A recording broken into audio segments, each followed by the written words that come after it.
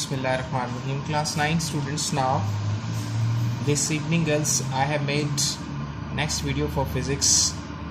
This is basically lecture number 23 and we have another lecture number 24. Okay.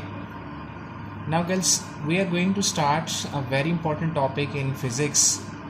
Topic is derivation for the formula of the velocity of the gun when it recoils back after firing.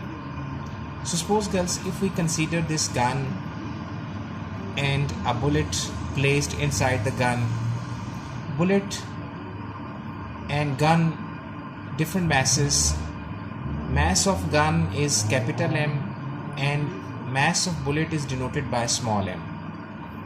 So suppose girls, as the gun is fired, bullet shoots out of the gun and acquires an action momentum, and as a reaction the gun recoils back.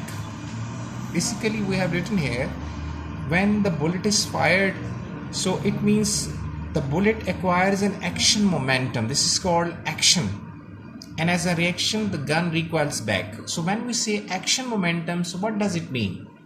Basically, when this bullet is fired, so bullet having some particular mass m and moving with some particular muzzle velocity, this is known as muzzle. So the velocity with which the gun is fired and the bullet shoots out, so it means that is known as muzzle velocity. So it means now the product of mass and velocity is known as momentum. So that's why I'm saying this as momentum action. This is action, momentum action. Okay. Now, as a reaction, the gun with its mass capital M moves backward. So the jerk with which the gun moves back is basically, we have to calculate that velocity. So we have written here, before the gun is fired, let's suppose someone is holding this gun in his hand, right? Trigger is not pressed, bullet is lying here. Okay. Now see, if we consider the system of these two bodies, so total momentum of the system, but I'm saying before firing. Okay.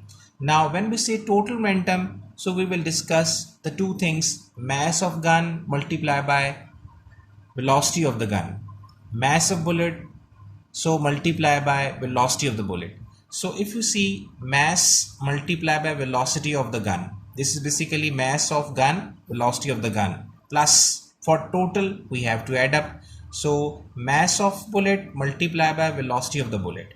Okay, fine. So as we know that before firing, since there is no jerk backward side and there is no motion of the bullet in forward direction, that's why velocity of the gun is 0, velocity of the bullet is 0. So when you find out the total momentum of this system before firing, definitely you can say magnitude wise that is 0. Okay, but right after the gun is fired, when the gun is fired, now find out the total momentum of the system.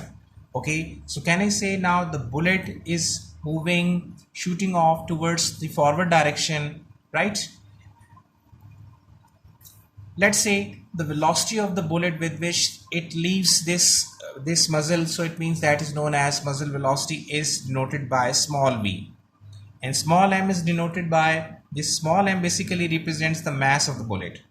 Okay, so capital M represents mass of the gun multiplied by recoiling velocity with which this bullet basically gun recoils back, is known as velocity capital V.